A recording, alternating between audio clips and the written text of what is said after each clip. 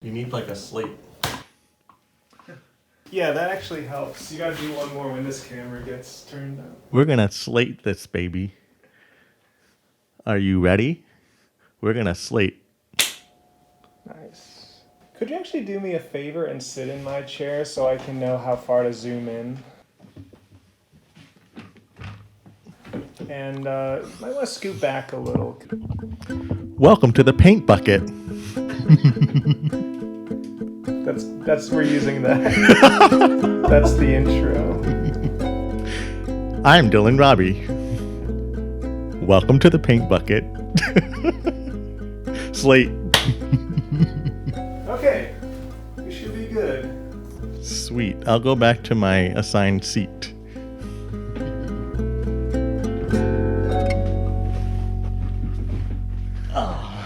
It's like we're back in elementary school. Exactly. Yeah. Bizarre.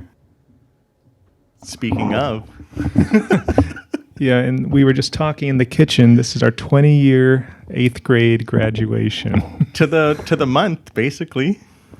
Well, that would have been June. Oh, it would be June. Well, we're almost there. We're like a week away. Have you been keeping in touch with when reunions happen for high school or grade school? I don't know where you even find out about that stuff. High school, I do see sometimes postings on Facebook for reunions, and I think I even told you for our like 10 year that like they were having it, but we were like, the only people we really want to stay in touch with is each other. Yeah, exactly. So you're on Facebook with people from Whitney Young. Hardly, but kind of. We doxed ourselves. We said the name of our high school. Yeah. But a point I of don't pride. think it matters. To me, a point of pride. A lot of people, when I talked about, like, oh, what high school did you go to? I was like, Whitney Young. They're always like, oh. I was like, oh, yeah. Cool. Yeah. I mean, different perspectives from, I guess, people who grew up around here. Whitney has a reputation. Right.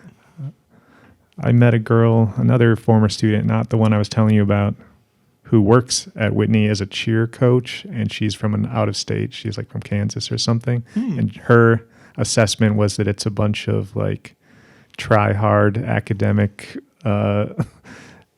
nerds, or just like the selective enrollment thing she had mixed feelings about. And I kind of I see her point. It's especially when you factor in some of the nepotism that was going on with. Yeah, I guess so. It's kind of mixed now. Like it's a mix of selective enrollment and neighborhood enrollment. Oh. Yeah, so it's not quite the same. When I think we were going to Whitney, it was all selective enrollment, or maybe they were just rolling in the program where CPS was taking students in from the neighborhood as well. But yeah, I don't know. I guess I don't really have the same mixed feeling about selective enrollment. I think it's good. I guess personally, like Whitney Young was a good fit. I enjoyed it. So yeah, me too. I wouldn't have changed it if I could go back in time. Yeah. At the time, commuting like over an hour on 2 trains. Oh my gosh. Every day was pretty rough. I am kind of shocked that we did that. Looking back at how lazy I am now, I don't even want to like commute more than 30 minutes anywhere. And I was doing it every day when I was in high school. And, I was used to it at the time.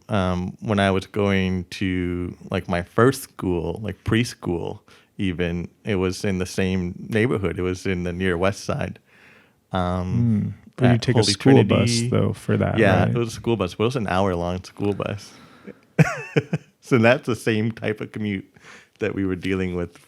It was about an hour to get to school, I think. Was it?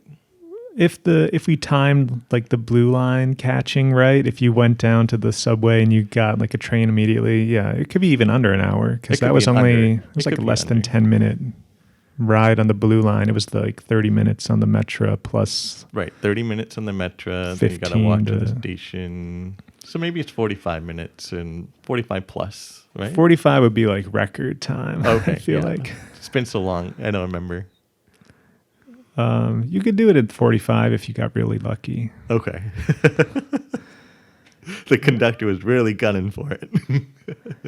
More so, I mean, the train was so consistent. I do have to give Metro props for that. They're almost like Japan levels of efficiency. No.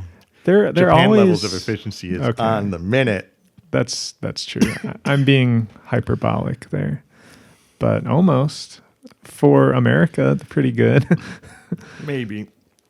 Bad weather. Excuse me. Oh, You okay? Coffee went down the wrong way. Yeah, it went down the wrong way. I guess I was trying to talk and drink at the same time. Oh, no. This is terrible for the podcast. It's fine. I can cut it out. Oh, Do you want some water? I think I'm okay now. Yeah, take your time. Oh, I was just gonna say sometimes the Metra is it's delayed just because like weather, track issues, and it wasn't like always on time. I remember being nervous that the train was late. That's true. There would definitely be delays, but they seem pretty rare in my memory. Maybe, yeah. It was more the Blue Line that was. They had a schedule, and most of the time the train came at the right time, but there were frequent delays or like, yeah, or the train's just super crowded and you can't get on or something. Yeah. That didn't really happen that much. I feel like even though we were going to school around rush hour, the Blue Line going towards Forest Park from the Loop was never that busy. I guess it would be people going the other way into downtown or at that time would be really Maybe. packed. You know what I miss is that stretch of the Blue Line right after Racine where it went up to where the Pink Line is now. Uh-huh. I always feel like so proud that I was able to ride that section every so often.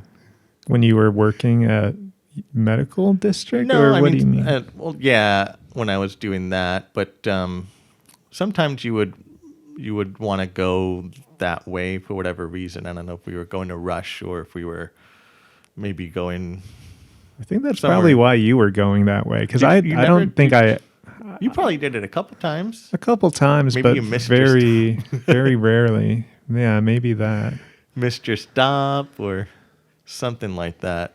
But that yellow construction colored yellow scaffolding that was so steep that takes you up to the elevated L level from the subway level was really cool. Like a roller coaster, like going up to Kind the start of. of the ride. And even coming down they wouldn't go fast down it, but it's like different than other entrances and exits. I think that's part of why they stopped it, because they had to go really slow on that section. And then they just closed it down like halfway through high school. And then that track is still there, at least as far as I'm aware, it's still there. But then where it led up to is serviced by Pink Line now. Do you remember the Pink Line being constructed? Well, I do remember when that was a new thing. do you remember when we were on the Blue Line and there would be advertisements for naming the new line and we would discuss what color we wanted? Oh, yeah. What were some of the other options? No, there were no, like, colors were the option, and we had to come up with a color and submit it. Okay. So, But I mean, I can't even think of what else they would do if not pink. I know. They have pretty much We every were other like, color. Could it be like white or black? But nobody would want that color to be your Yeah. train line. We were like, do you have to use primary colors?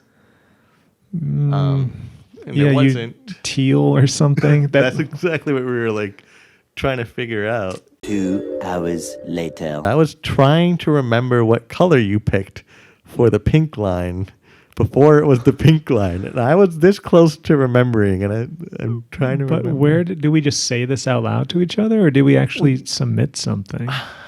Like, Okay, I online? think we submitted something. It was a website. The Chicago CTA they had a contest, and people were gonna submit their colors that they wanted the new train line to be. And I'm pretty sure we talked about it, and then we both also submitted our selection. But gosh, what was the color? It was on the tip of my tongue, to be honest. For a second there, I thought I had recalled what you had picked. I can't even remember what I picked. I don't even remember doing this. So I vaguely remember the submit your choices banners on the train, but I don't remember actually doing it. Yeah, it didn't take that long. And we just But we didn't have submitted smartphones, so we didn't do it No. on site. No, we didn't do it on site. But we would go home to our respective computing devices. Oh, and chat on AOL Instant Messenger. Yes. I remember Do you remember using my handle? and Bob Robert. My dad thought it was the thing to do to make a family handle. That's what you're supposed to. It's like a landline. Your phone number is your phone number, and your handle is the household handle. Although they never used it. Ann never used it. Bob never used it. Oh, really? So I feel like I've messaged it before, and they'll be like, hold on, I'll get Robert. Okay, maybe a handful of times. That's so funny. Maybe a handful of times. You had the Gosh. most gangsta AM handle in 7th grade, and Bob Robert. And it's kind of nerve-wracking because your friends would be like, what if I'm messaging Robert's parents? And Yeah, terrible. I think I would always have a little trepidation messaging you first, but you would usually send me a message when we both signed on, so I knew it was actually you. I would type the admonition so that you would know it was me, some secret password between you and I. No, I'm just kidding, but that would be funny. What you should have done was set your away message status to it's me or something. I didn't do that. You might have. Maybe. These things are hard to remember. I would spend countless hours just on the computer after school. I don't know what I would talk about. I know. What any of us would be chatting about. It was great. We just got done hanging out for 8 hours at school. I would probably talk to you about what music video I saw on The Box. Literally, it was a channel called The Box, and they played music videos on antenna. Yeah. Okay. Are we recording here? The waveform is very small. Oh, there it is. Is it a big enough waveform? I can boost the signal later. As long as better too weak than too strong and clipping. Oh, yeah. Oh, you were about to say something interesting about the Grateful Dead before we hit We were record. wondering, you have the monitors kind of going so you can kind of hear how loud we are. And I was just recalling that I think the Grateful Dead were one of the first to use a dual mic system. And they would have one microphone to help pick up the audio, and then the second microphone that helps to pick up the background noise so that it helps to eliminate feedback. It was one of the first of that technology. And I think that's somehow built into, you were talking that you have a pretty good mic setup where this isn't going to cause feedback unless we boost up the gain too much, right? Right. But I think the Grateful Dead were one of the first to be able to have louder. Get a little closer. But I'm still trying to figure out how them having a second mic would somehow... Is it modern noise canceling? Were they playing back the inverted signal? I don't think it's that sophisticated, but something to that effect. You would have to... How are they recording the background noise? Or what would that be for? Maybe the second signal maybe they acted as a pass filter or something like that. So if it feeds back, they can cut out. I don't know. I don't know. But I'm talking out my butt.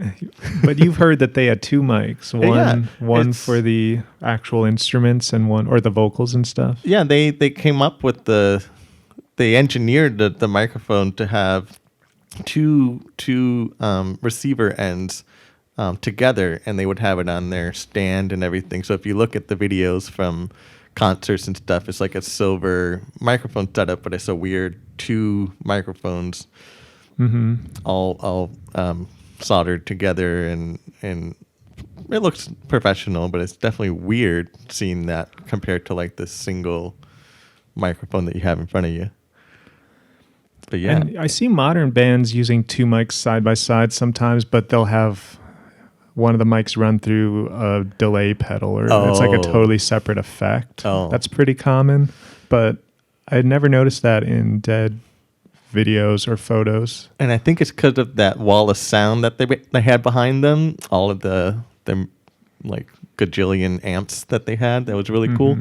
And they really wanted vocals to shine through, and if something about probably the feedback and not being able to have the vocals loud enough, and the way that they set it up was apparently pretty brilliant. So Have you heard Autumn in full yet, or at all? The new album? yeah. I don't think I've listened to their most recent Part 3 release, the one that they just released. So I believe the set is complete now.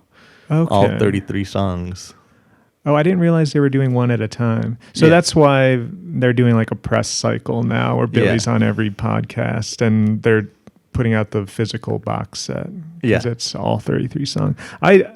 That's what I thought. I thought like they had that released last year, but I guess that was just part one or part two. 1, yeah, and then I think winter was part 2, and then this spring was part 3. Was the first one called just Autumn? They're all autumn. It's not even part. Like if you go to Spotify, I believe it's all still under the same album. Right. They've just been adding chunks to it, so now it's complete. So I can't Okay. even tell if I go on Spotify. I can't even tell what set was released first versus the second versus the third. So I'm like, oh, I kind of wanted to know what I've listened to already and what I didn't listen to, because I kind of forget. It's kind of forgettable. The whole album was kind of forgettable. I haven't heard it all. I've heard whatever's comes up first on Spotify. I don't know if it was the first one released or like the first 10 songs or so. Yeah, yeah. So each one was 11. Oh, yeah, I guess so. Must be. I liked some of what I heard. Yeah. I'm trying to recall which songs I thought were pretty. I don't want to say pretty good. Good enough. Some were good enough. Yeah. It just doesn't have enough emotion to it. Not enough angst, maybe. I think that's part of the issue with the Smashing Pumpkins. Before, you can kind of tell that they're growing into their own, and they're kind of on fire, and they've got this motivation behind it. And now it's kind of like you have nothing to prove anymore, so there's no stakes in the game for me. So it's a little hard to get into the newer Pumpkin stuff. But I do like that they're still making music. I like that they're together, and I like that they're doing re-releases too. So what I'm more excited about is the Swan re-release. Yeah. Which is coming out soon. Should be, yeah, it should be soon. I was excited for the Machina stuff, and then I never actually listened to what came out for the Did it come out Machina. yet? I thought it did. I don't think it did. At least I haven't seen it. That makes me skeptical that Swan is actually coming out anytime soon, because the Machina they were teasing like over a year ago, and if it didn't actually come out, then But I don't know what he's happened. not just re-releasing. So Swan is easier to, I think, because he already had the songs. Some of the songs are not released yet, and I don't know if they'll do any sort of remastering, but then they'll release that as like a box set or something for Swan. But with Machina re-release, he is, I think he he's recomposing some pieces, he's adding songs to it, and so there's a more involved in that to try to get it to close to the original concept. Okay, I didn't realize he was making new recordings for that. I thought it was all just archival stuff. No. I don't think it's all archival. It's obviously going to have some of those, most of those songs. But I do believe he's adding to it to make it what it was supposed to be. You know what I just realized? Billy Corgan is the rock music version of George Lucas. He's doing to his old albums what George did to the original trilogy with the special editions and stuff. Going back and adding. He's making Han duck.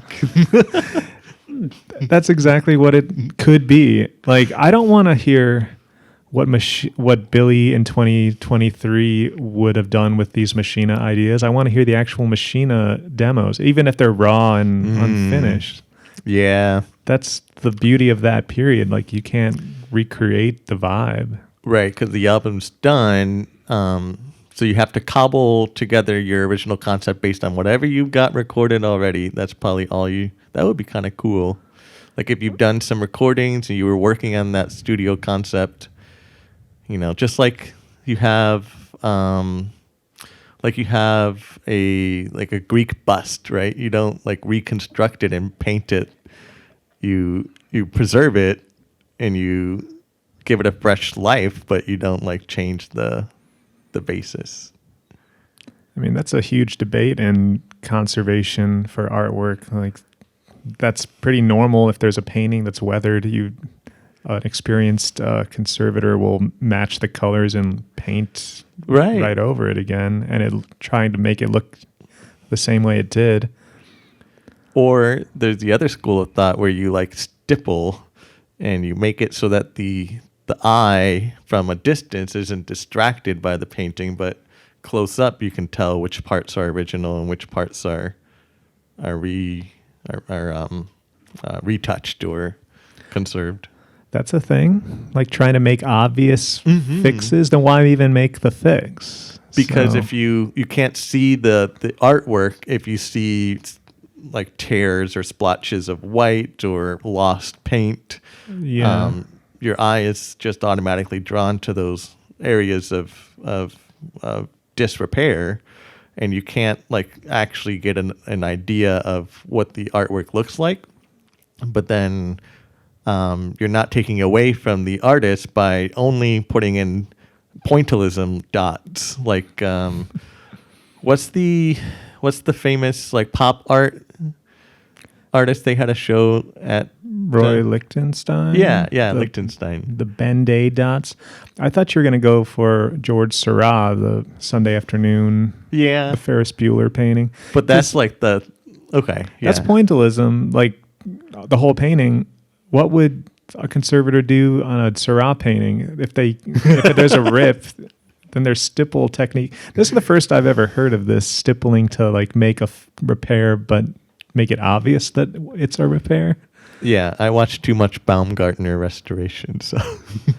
Oh, that's a guy on like that. Instagram or something? On YouTube. YouTube. I don't know if he has an Instagram as well, but yeah. He's like a local guy, right? He is local. Yeah, I'm kind of like impressed that we have a Chicago connection that's globally known. At least, I don't know how famous he is in the art world, but pretty famous. From a YouTuber, somebody who just likes to watch YouTube videos like yours. It's definitely something that like, if you asked me to think of a conservator, that's the one I would say is Baumgartner.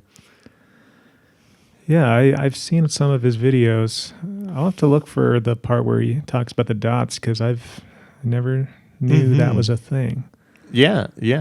And that's like, from what he describes it and from what I understand, that's a school of thought in terms of like just getting the tones back into the painting so it's not distracting. And then from a distance, you can pretty much appreciate the entire piece of art. But then close up, you can be like, oh, okay, so that part's conserved, that part is original, and it preserves the integrity. I get it now. I can see how just like, I mean, when you said matching the tones, like a simple, flat, undetailed area makes sense for that for me, and then leaving the actual artist's work around it. But Stippling seems like it would just draw attention to it in a weird way. well, If it doesn't fit the style of the original piece. but you can't just put one tone for an area of loss if like part of it is dark and part of it's light, or part of it's flesh and part of it's color. Yeah. So you kind of have to break it down. Are we talking real like dots? Stippled dots? How obvious is the stippling? That just seems like it'd be very odd looking. That guy does he doesn't just do paintings, but vintage posters and stuff, right? Or Baumgartner mostly paintings. Oh, okay. It might be on panel, on canvas. I don't see him doing any paper medium. But Okay. maybe it's not as obvious as you're imagining. I'm not sure. Yeah. But you've seen this I've not before. seen it in person. But in his videos, he shows the technique, and you would call it stippling. He calls it stippling too. I could be using the wrong term, but yeah, it's basically stippling. I've just never been a fan of stippling. I had to do it in like undergrad scientific illustration class. I think was a big one where we had to draw like skulls and stuff in the field museum with just pen and ink stippling, and that's a fun way to do it. But in terms of painting, I always find it looks a little cheesy. I wonder you're going for that style. if you're thinking like stippling, like very, very fine, like small dots. I think we're talking more like 3 millimeter dots. Oh, I mean that's pretty pretty what big. I was thinking too. That's why I said Liechtenstein more. Like from a distance, it's like comic books, right? From a distance, you can see the whole picture, but if you look up close, it's just composed of a bunch of dots. Okay. Yeah. How did we get on that topic? This goes back to Billy Corrigan. He's conserving his old work. So I didn't read like the press releases that closely of this Machina re-release, so I didn't even know he was doing more stuff in the studio for them. Is he trying to make the whole glass and the ghost children narrative more clearer or something? Was it not fully formed before? Yeah, I think that's the theme of the Machina album, right? Is glass, the evolution of zero to glass, and now glass to shiny. Adam? Oh, shiny. And now Autumn is his new kind of protagonist, right? No, Autumn is shiny. They're the same person? Or wait, Autumn is just about shiny. The album Autumn lays out the drama of shiny. Okay. So zero, glass, and shiny. These are some interesting names. I know. Yeah. To each his own. Billy Corrigan is interesting, creative. Do you remember that there's an album release called Shiny and Oh So Bright? Yeah. So wasn't it just volume 1 so far? And volume 2 is Sear. CYR. Oh. I thought that was just Sear. Sear was Shiny and Oh So Bright volume 2 as well. Oh, maybe I'm mistaken. I assume that that was part 1 and part 2. But you're right. The album is called Shiny and Oh So Bright volume 1. Is that what I think the full title is? Okay. That was the Rick Rubin produced one. Oh, yeah. It circles back around to Rick Rubin. Yeah. I liked that album. It sounded a little more like a real band playing together. What? Me too. And what's funny is that it gets a lot of flack, but everything that Billy Corrigan makes gets flack. It does. I actually really enjoyed Shiny and Oh So Bright, and I liked Ghost on that. Mm-hmm. And we saw them live for that. And I think that sticks too. Like it kind of gets into the heartstrings a bit. That was the only song I think they played from it, though. It was Ghost. No. at that Aragon show? Yeah, at the Aragon show. That I just wasn't the remember like only song. mostly their classic hits, and then they ended like Ghost was their last song. It was. I think it was their last song. And he yeah. had his kid on his Yeah. arm. I was listening for anything else. I wanted to hear like Marching On or Knights of Sidonia, or no. Knights of Malta? Knights of Malta. I think you have a Muse song. They have a song called Knights of Sidonia or something. But I don't remember any other songs from Shiny. Oh, really? We can probably find the set list on some Smashing Pumpkins fan Right. page, but And- I could be wrong. I don't remember Yeah. every song. Yeah, yeah. They did play a lot of their classics. That was a great night. It was fun. I would have liked to hear either the new stuff or some like deeper cuts. Like I don't need to hear Bullet with Butterfly Wings for like the third or fourth time live, because they always play the same kind of songs, which I get is what a band that's 30 plus years old is expected to do. But I don't think I'll be buying another SP ticket anytime soon unless they put out an amazing album that I'm in love with. Because what I think the problem with the new stuff is that Billy's making all these demos. Like they sound like they're made in isolation on his computer with all the modern like multi-tracking devices that we have, because they all sound like they're to a fixed tempo. You just cue up your click track in Pro Tools or whatever, and he has great people working with him, helping him realize that sound, but it doesn't have that organic push and pull that you get with Jimmy and Billy and Or- like a full band playing together in the studio. Or a broken guitar that gives you the mayonnaise sound. That kind of stuff too. Just like organic, weird human sounds. It all just sounds so processed. And Well, yeah, he's all into. He definitely bought into synth, and that's been true for a couple of years now. Like the Siddhartha recordings at Madame Zuzu's. yeah, That was what 3 hours of him putzing about on a synth.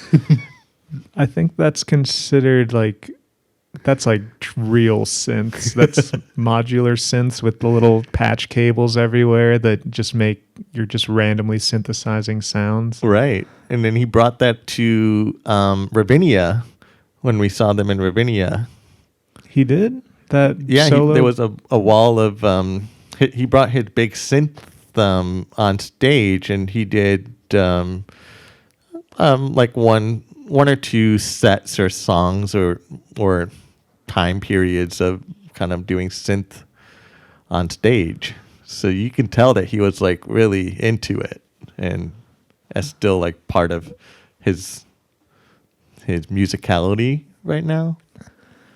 Yeah, totally. I mean, part of me thinks the synths you hear on the new stuff are just more basic keyboard controllers. They don't sound that experimental. It's just like kind of generic 80s sounding synth sounds. He might be using all that modular synth equipment on it. I assumed he was trying to use his modular synths, and I was like, oh, there's so much influence in his interest in synths now that it's just kind of infused into all of the new Pumpkin stuff, even though he's trying to make it heavier and everything and going back to the roots, but he'll never like fully switch back to shoegaze, grunge, or anything like that. He'll just continue marching on to his own beat.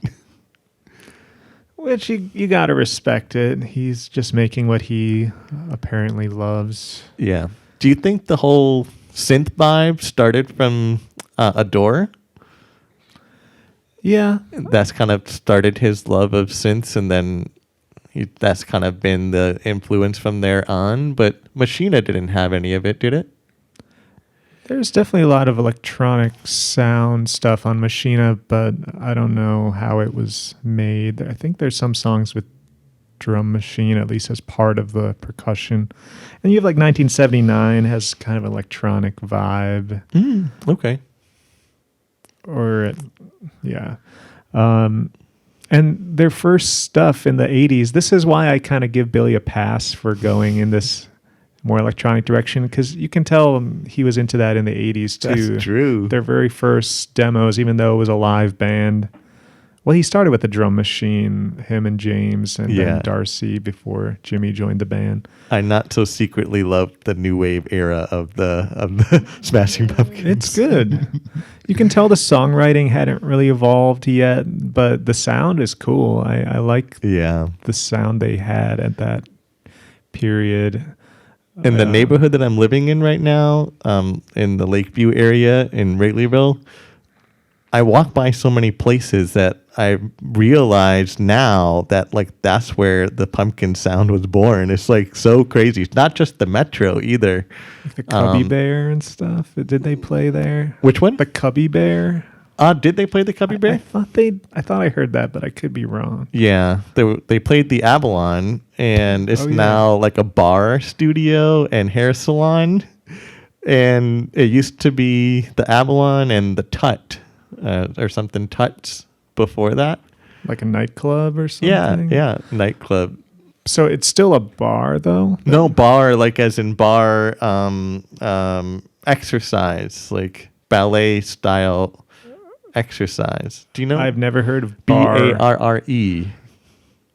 Oh, okay. I did not know that was a thing. Oh, really? Okay, yeah. It's ballet exercise? I think it's based on ballet moves. You use a bar like as you would for exercising or training for ballet. Mm-hmm. But I think they've evolved to more athleticism and cardio and flexibility and things like that. Yeah. Yeah, So there's a bar never heard of it. So, okay. That doesn't surprise me that club is long gone. I've never heard of it in our... The Avalon? You haven't heard of the Avalon? I knew that was where they played, I think, their first show, but I figured it was closed soon after. Yeah. But it's the building's there. The bones are still there. It's right next, really close, around the corner to the Vic. Oh, okay. If you know where the Vic is. That's really close to where you live. Yeah, super close. And it's just like, whoa, that's like the birthplace. And it's like a little bit pitter patter in my heart when I see the building. And I was like, wow, this is kind of cool. This is the spot. And, the whole neighborhood. I mean, that's where Billy was for a while. So, yeah, I don't think about that often, but you're totally right.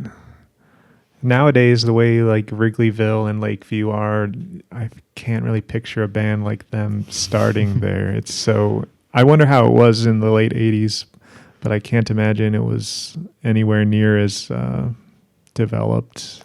yeah. Oh, yeah. And Ben will tell you, like, just being in the neighborhood just a few short years ago, 10 years ago or something, totally different than it is now.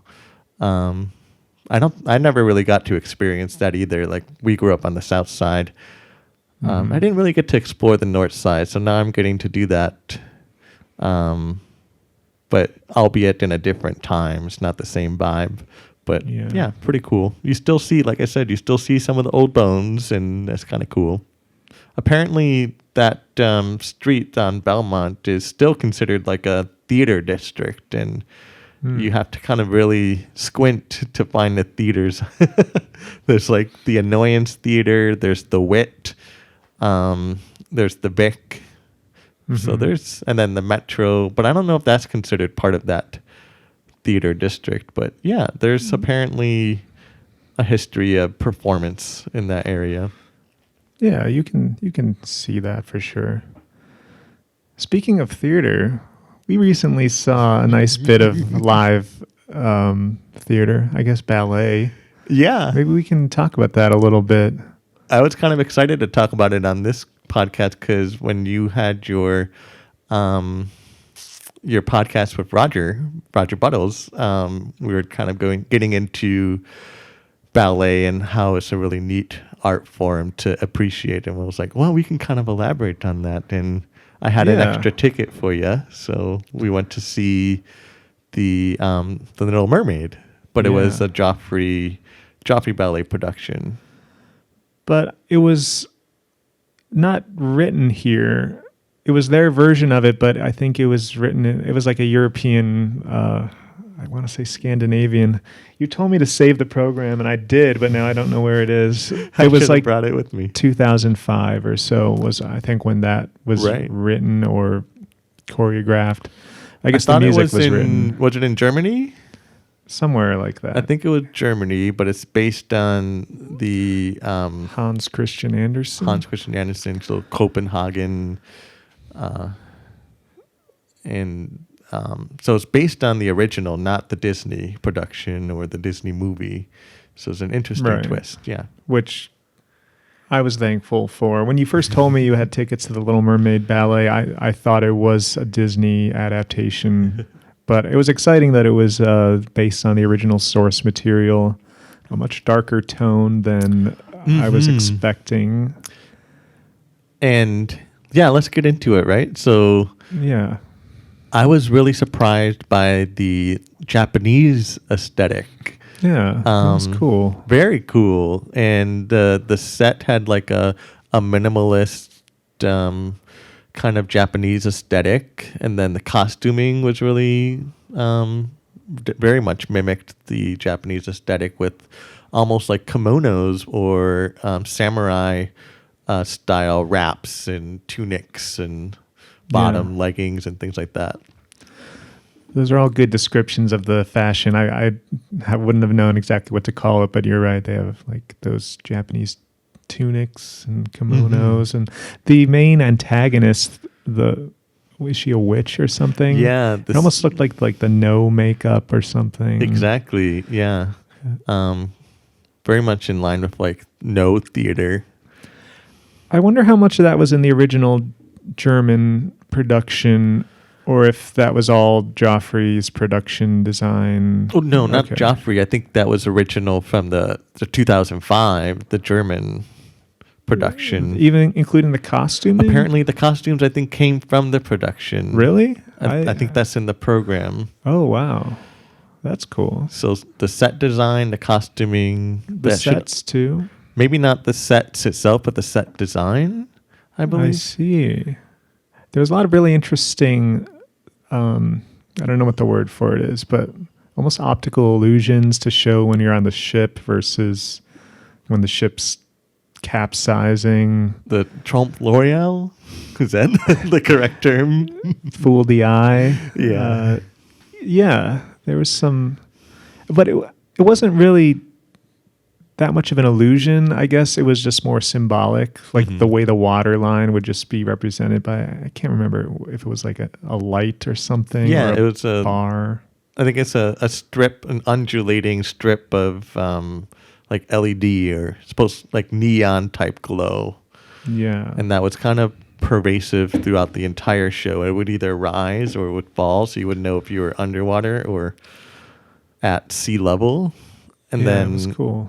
Some of the sets that were on stage would be almost very simple, blocky, but you would know it's like the front, like the aft of a cruise liner, and you would see like the smokestack, so you would automatically know that you were on the deck of a ship versus on land. And then the same sets that would form the bottom of the sea would just be geometric, but then the light would change on it, so it would look more like you were on a beach rather than under the sea.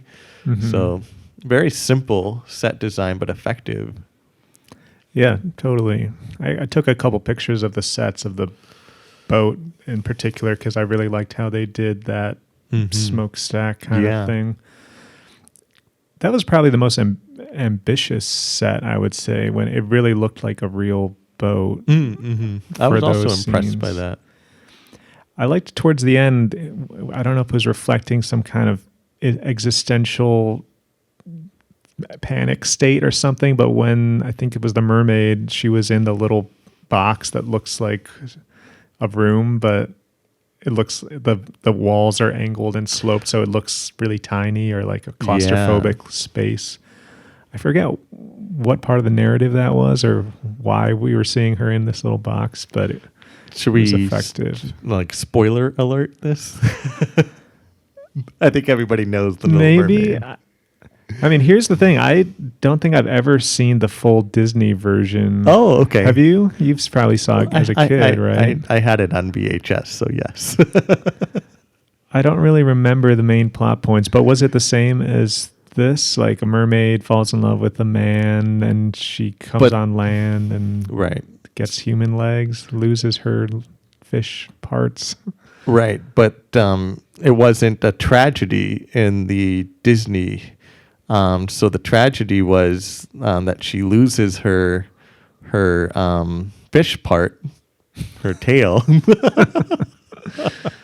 She loses her tail and her aquatic life for a life on land. But then the love goes unrequited. So she ends up making this huge sacrifice, and then it has no way of going back.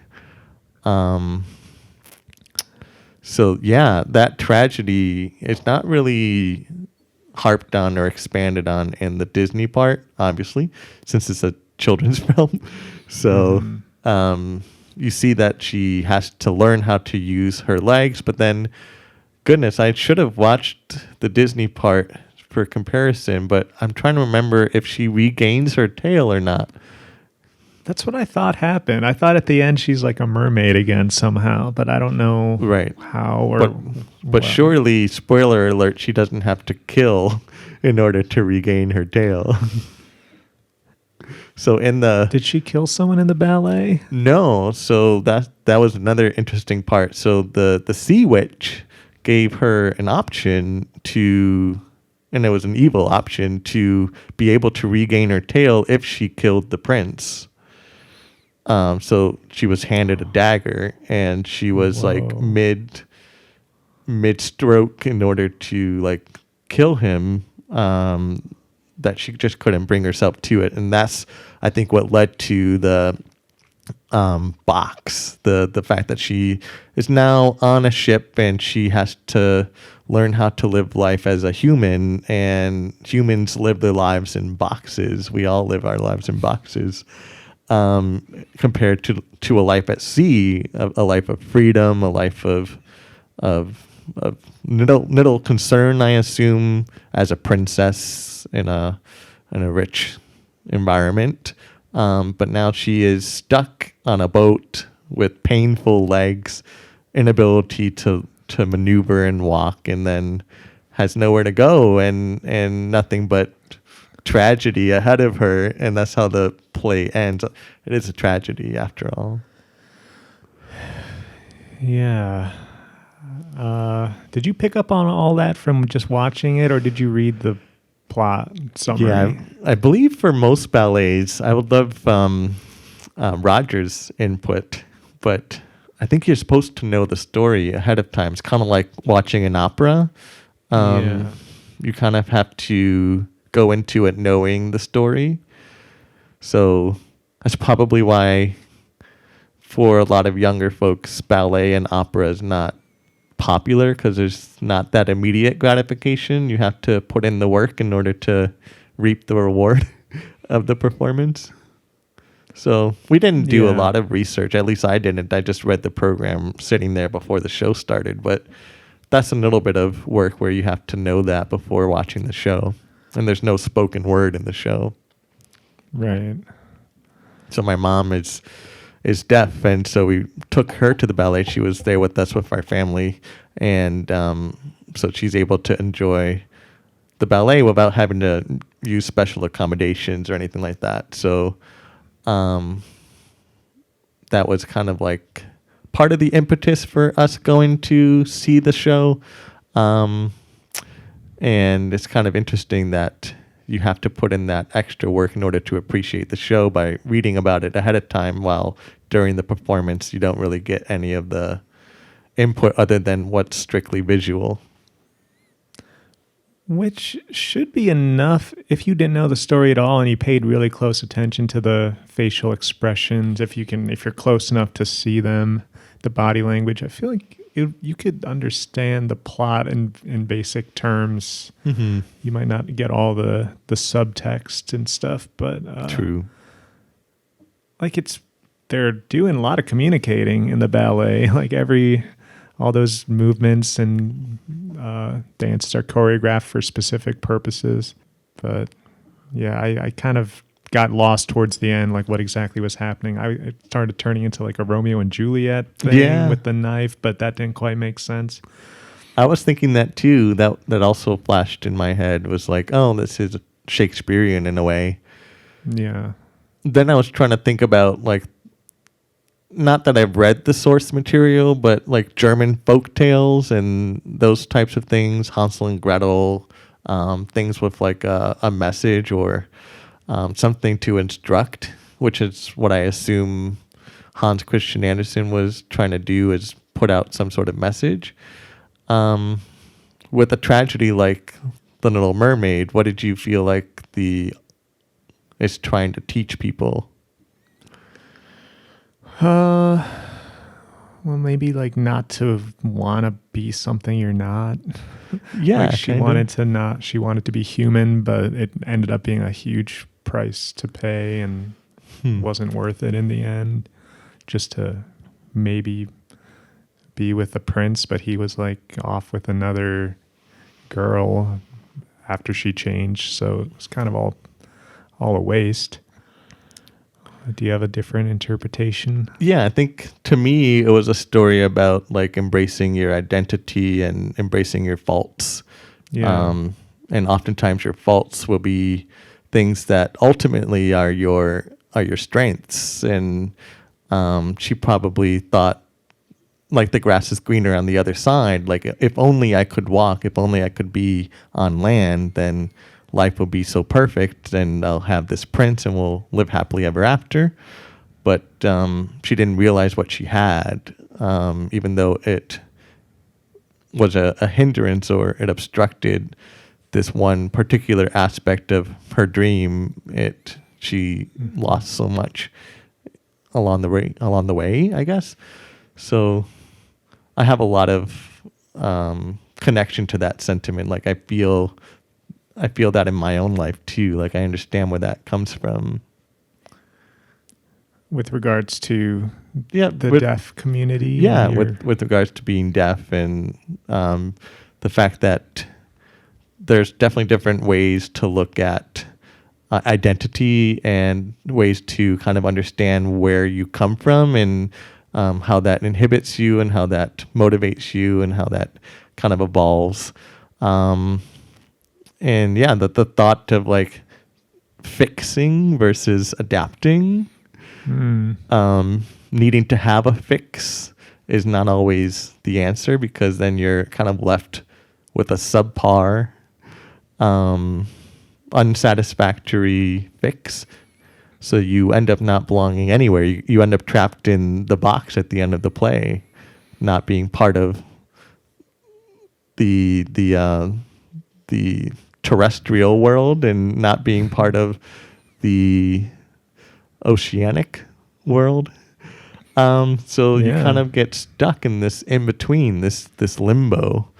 And I think for most of my life growing up, that's kind of like been the argument in terms of the deaf community, is like, do you try to be part of both worlds? Do you feel connected in either, or do you only feel partly connected in both worlds, or do you start to feel like you only can belong in one versus the other? And there's no clear answer. There's just gray. There's always gray areas, and I feel like I'm in that area too. It's like I'm not fully connected to either world. It's like you're always kind of in between. But yeah.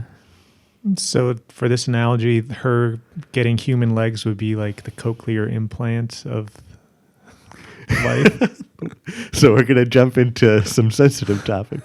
It's interesting. I know it is sensitive because we've talked about this before, and the deaf community is very divided on this subject. But I don't understand why people get offended about one point of view or the other. Like, if a deaf person chooses to get a cochlear implant, Is it more when it happens to like a young child who's deaf and like they don't have a say in it? Is that where the issue is? Like taking that person out of what would have been their life as a deaf person? No. Okay, so historically, yes, that's part of the argument. Historically, maybe back in the 90s and early 2000s, when this technology was starting to come into its own and cochlear implants were being lauded by doctors and medical professionals as a way to restore some hearing, to give your child some hearing back. And it was often framed in terms of fixing the hearing, in terms of making them hearing again or making them hearing for the first time. And that was detrimental to children and to people who received cochlear implants because they would, like I was saying, they're not really in either world totally, right? You aren't going to be fully hearing again. You are going to have that identity of other, right? You're not going to be fully hearing. You're not going to be part of the deaf world because you weren't exposed to the culture or to the language with American Sign Language. And often that was the case. Is there would be some aspect of language deprivation by trying to teach speech as well as sign language, or the lack thereof of not exposing them to sign language, or only focusing on spoken word and learning to speak well. So that language deprivation is really more of the focus of the conversation nowadays. Now, I think the stigma isn't so much like, oh, you should not give cochlear implants to deaf children. The stigma now is, what are you doing with the child, right? When you give them the cochlear implant, are you also giving them all of the opportunities to develop? Are you giving them language? And that often will mean, and in my opinion, it means teaching them sign language and also helping them to utilize their cochlear implant to their ability, right? The technology is limited. It's not absolute, and you have to kind of find a balance and give resources and every opportunity to help them grow and find their own identity as they grow up, help them kind of embrace who they are rather than kind of putting them into a box.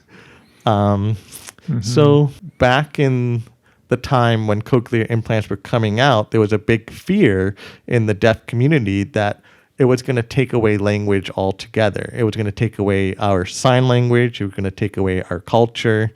If we had all deaf children get cochlear implants and drilled into speech therapy and never exposed to sign language or exposed to different ways of living as a deaf person, that we were going to lose our identity and we were going to lose our culture. Over time, I think we've all kind of we waited for the impact, and the impact never really came. Right, like our culture is still here, we're still here, our language is still here, and some would argue our language is growing, it's flourishing, it's always evolving. And you'll see that in the deaf community. Just like any culture, language will adapt and evolve and change. But the big concern now, the big argument or hot topic is, how do we preserve our language? How do we make sure that it lasts and it gets passed on, and that we don't deprive our young deaf children of language and every opportunity. Is American Sign Language international? Does every country teach it? No. For sign language? No. ASL is American Sign Language, so it's native to just this country. And it actually comes from the French Sign Language. So the French had a big influence on our American Sign Language. And apparently, if you go to Paris, and you sign with a deaf person, and you know American Sign Language, it's pretty darn close. Like you will get by. You will understand each other. So that's pretty cool, even though you might not know French and they might not know English. That's cool. And the syntax is very French. Instead of the boy went to the store, it's boy store went there. And my understanding is this is kind of borrowed from French syntax as well. Instead of saying like la belle, like I don't know, la belle epoque, right? It's the noun precedes the adjective or the verb. So that's the same thing in American Sign Language. You say the noun first, you identify like, oh, I'm talking about the boy, and then I'm going to say I'm going to describe it afterwards. So like, or maybe a better example is like instead of a red hat, you would probably say hat red. Yeah. Le poisson rouge. Yeah, exactly. That's interesting. The whole sentence example you gave, the boy went to the store, you would use in sign language, you say the subject and the object back to back, and then the action afterwards. Right. It feels like it could get confusing, but if you're used to it, obviously you would understand if you say two nouns back to back. Yeah, and it's more visual, right? So you often will lay out the scene with the language, right? So you've laid out the scene first, right? You have the boy and you have the store, and then you're gonna you're gonna help the language kind of express what concept you're trying to come across, right? So the language kind of is the syntax of the language is very much visual, right? So it's not just strict word order like in French, even though it has a lot of French roots, and that syntax is borrowed from that. Oftentimes, this is much more visual in terms of how we're thinking and how we're using our bodies, our facial expressions, our eyes, our mouth. People don't realize that ASL is also in the mouth. We have mouth phonemes. Just like mouthing a word or a syllable or actual sound coming in? Well, the sound's not important, right? The sound is not important, but the shape that your mouth makes for certain signs, even if it's not a word, oftentimes it will be an English word that you're mouthing that goes with the sign that helps express the word. But sometimes it'll be a word that doesn't really have a English word that comes with it. It has a sign and it has a concept, but it doesn't have a word, but it has a mouth phoneme. So a good example is like to accomplish something or to achieve something, like a success, you can say like pa. It's like is the word. Yeah, exactly. So that's to achieve a success. Yeah, it's like, oh, I got it. I understand. Oh, okay. And that doesn't have a word, but it has a concept. It's like a little exclamation of joy or like eureka or something. Yeah, it's like saying eureka. And there's lots of words like that. I can't think of all of them right now, but we can definitely probably have a whole other episode just about language. I mean, a whole series on that. But seriously, with the way that language is kind of structured, is visual and it has its own structure and it just kind of flows in its own way. That was a long segue. I mean, more than a segue, I think it's an interesting topic that has never been covered on this podcast, certainly. I don't know if there are any podcasts out there talking about it. The podcast as a form is obviously not something that deaf people would commonly watch or listen to unless it's on YouTube. It has subtitles, and then it's accessible to anyone. But the podcast as a form is like traditionally like audio only. Right. How yeah. you would, I guess you can transcribe it, and there's a lot of auto transcription technology out now where you could like probably transcribe any audio you wanted to listen to in podcast form or audiobooks or whatever.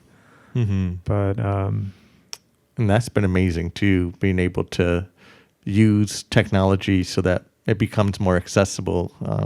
Like this podcast, if you watch it on YouTube, the auto captions are pretty great, and it's they been just less don't of a really. struggle. It always shocks me how good it is at figuring out context, but it never really adds punctuation, right? Oh, okay, yeah. Like, does that ever annoy you when you're watching something with the auto captions? When I'll often turn on captions for videos if I'm like watching in bed and I want it to be quiet, I'll just read. And when YouTubers, there's some of them who do this, who take the time to write out handwritten captions. It's such a breath of fresh air, like proper English. I noticed there's a whole language in the carefully written YouTube captions where people even put in like inside jokes, like subtext to the videos. And it's always so delightful to see that. It's a little meta presence. Yeah. So technology is not really a complete substitute for a human transcriber. And the other thing is that if you couldn't hear the audio at all, it's very difficult to know who it's speaking. Yeah. And automated captions, at least currently, don't have that capability of or they're not programmed in such a way where it will tell you, person A is speaking, person B is speaking. And in traditional caption media, unlike TV, it's often on one side of the screen or the other or in the middle. So if the person physically in the middle of the screen is speaking, the caption will try to be centered. And if the person on the right is speaking, the captions will move to the right or be on the left. So it makes it a lot easier for deaf people to know who is speaking based on where the captions are. And it'll often will say the person's name and then have a colon and then the text. But automated captions, it's just a string of words. Yeah, exactly. On live TV, are there still live humans typing out with like a 5-second delay what's being said? For live TV, yeah, I believe so. They still have captioners that use like a court stenography typewriter. And does that like pre-built like syllables or like almost like a shorthand or something to get faster results? It's very interesting. Yeah, I'm not quite sure how it works, but I believe a lot of it's based on phonemes, word sounds. Wow. So like ba, ga, any of those types of sounds, and then there's a key for those phonemes. So you write everything out phonetically. Wow. And I think that's how. And then you also have to build in a library, I believe, because I've worked with some captioners for accessibility for like lectures and things, and they often have a specific library that they download into their device so that the phonemes or the words that they can shorthand go to words that are more commonly used. Right. And you can tell if somebody uses an uncommon word. It's spelled all weird. It gets spelled all weird first, and then the captioner realizes, like, oh, that's not in my library. They have to backspace. You'll see it in live TV. They'll backspace, and then they have to. I think they also have a way to type each letter separately, and they'll type out the word slowly. You see the word appearing. Yeah, each letter appears, and then like, oh, finally we got through that word, and then the captioning comes right back. I haven't watched live TV in so long. I don't remember that. Yeah, me neither, actually. It's a different world that we live in. Everything's streamed, so yeah, I haven't watched too much live TV, but like back, in the day, I remember growing up and watching captioning, And maybe, not like when I was really, really young, but in my early teens or when I was 10 or something like that, I would recall watching the captions and trying to imagine who was typing. I was like try to get the character of that person, whoever out in the ether that was doing the caption. It was like, I wonder if, what type of person they are, what their personality is, and what they're doing, and where they're from, and It's awfully romantic. I know, right? It's like getting a message in a bottle out in the ocean. Like you just see the text, and you have no idea who it came from. Yeah. Maybe we can bring this to the middle. Yeah, let's bring it to the middle.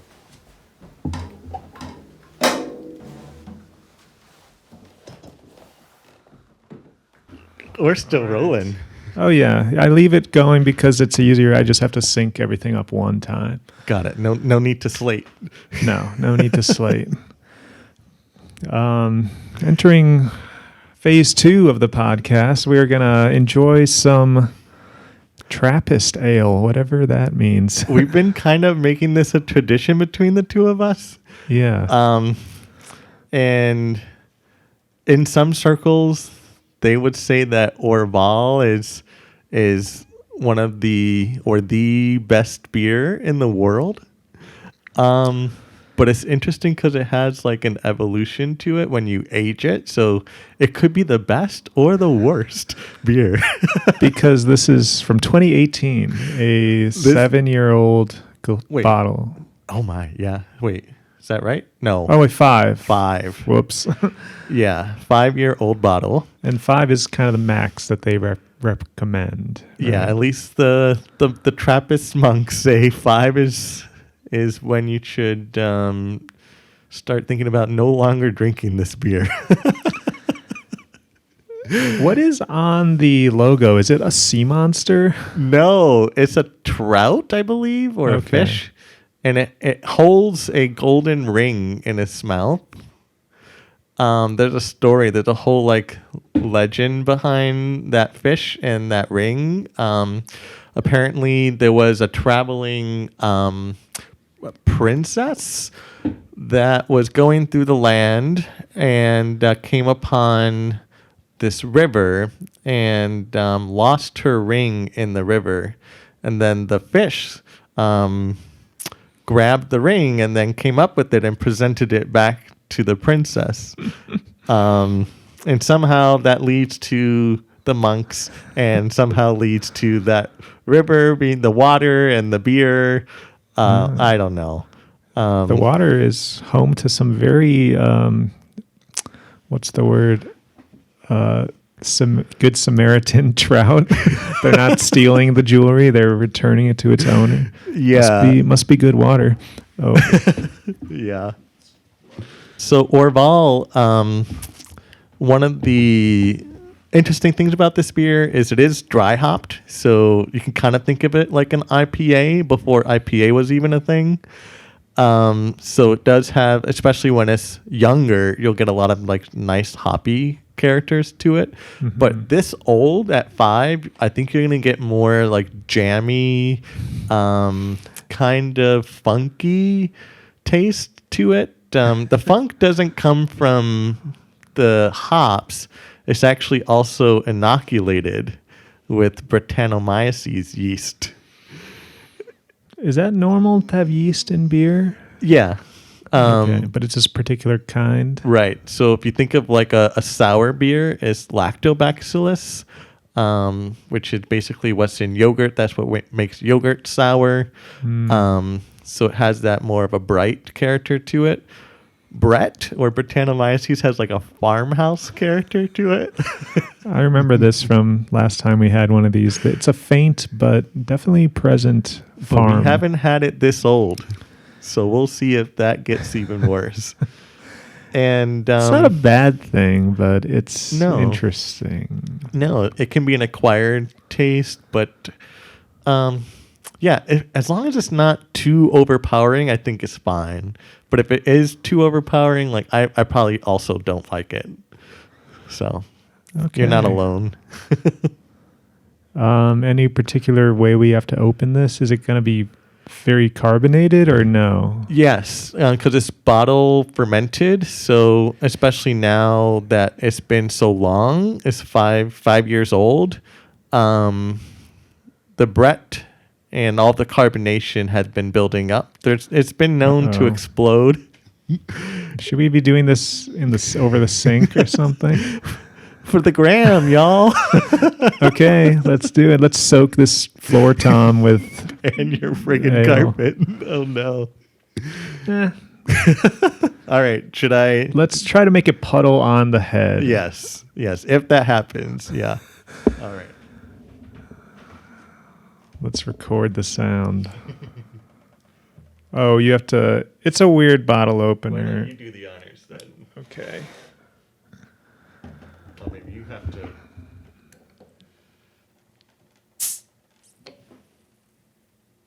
I let out a little air. Okay, safe.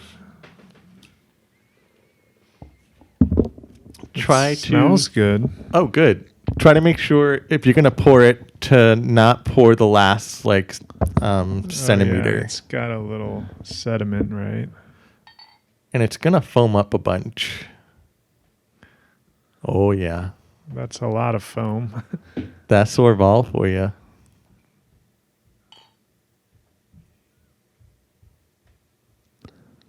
It still has a clear quality to it. It looks nice. That one didn't foam. That's yeah, weird. I think I poured that one. Try pouring it a little harder because I want some head on it. Okay. I don't know why that one didn't have much head.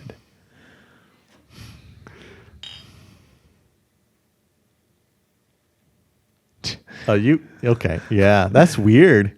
Do you want to Well, try do you some like? of my? You can have that one if you want, because I think the head is kind of fun. Wait for it to settle down a bit. Could get a spoon and scoop some. Over. Wanna? Okay, I don't know. Yeah, I love this spear. It's just so unique. That's the weirdest thing we've ever done. Wait, don't take all of it. Oh wow, it's already dissipating. That's fine. What is the deal with this one? It's soaking up all the head.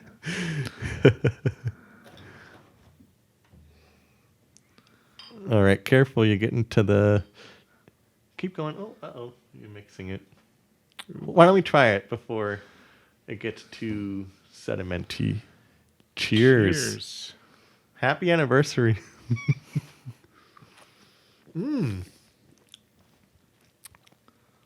I quite like it.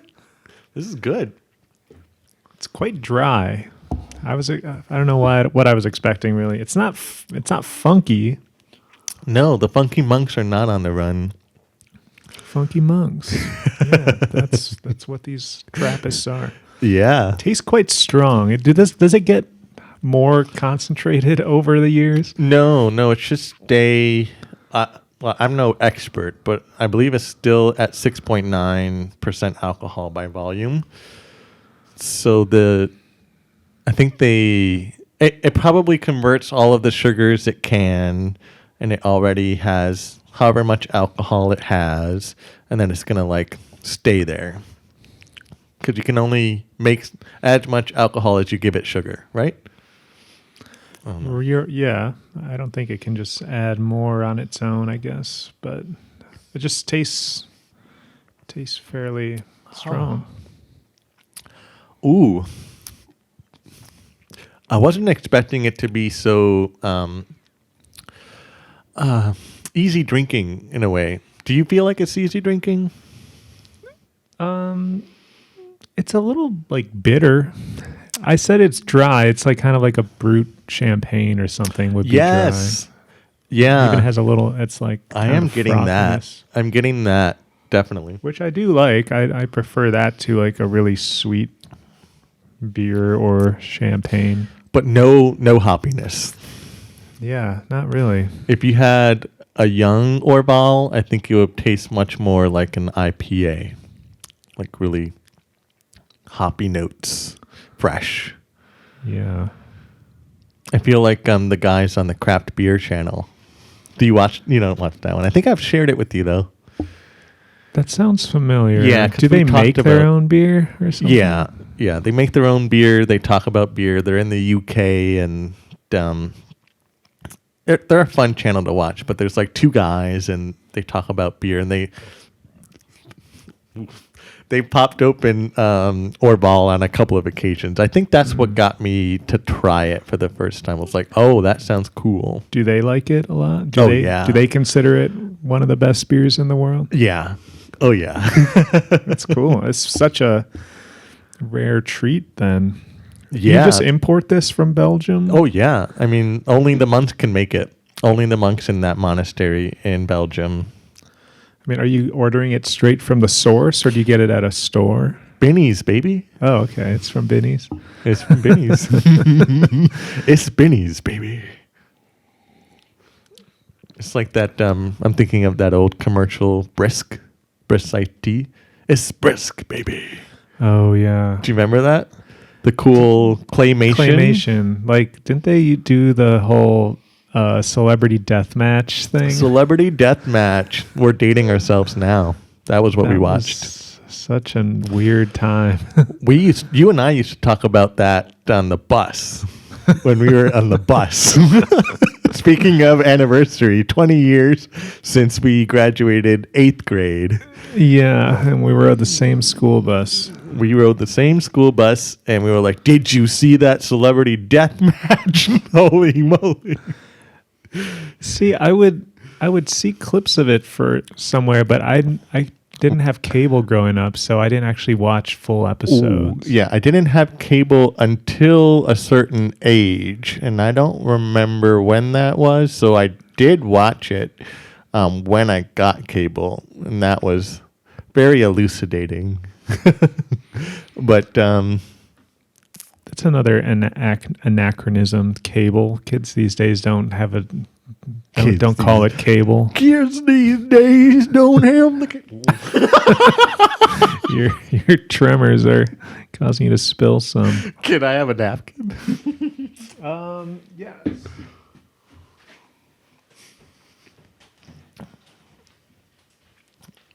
Oops.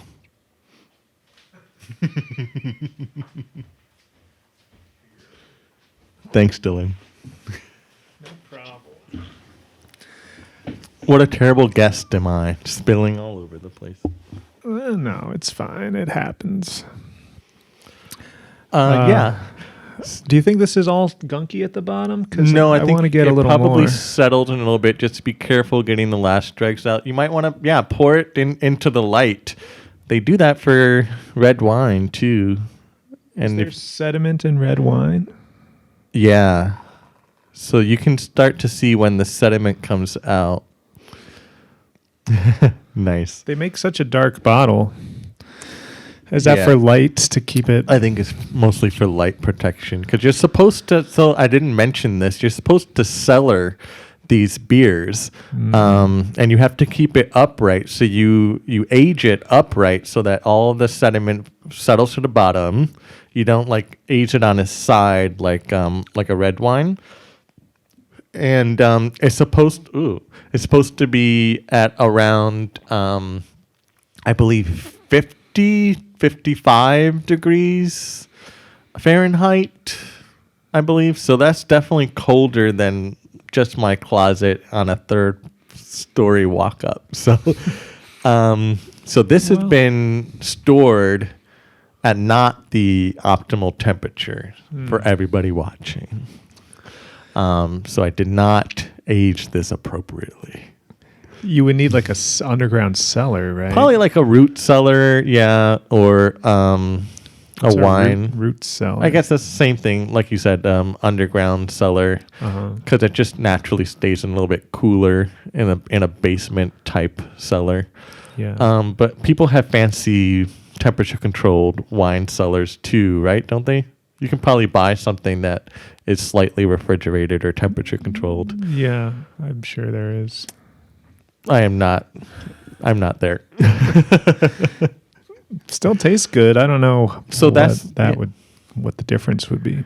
Yeah, I think that's what was worrying me too. Is I aged this for 5 years at the wrong temperature. So, Nostrovia.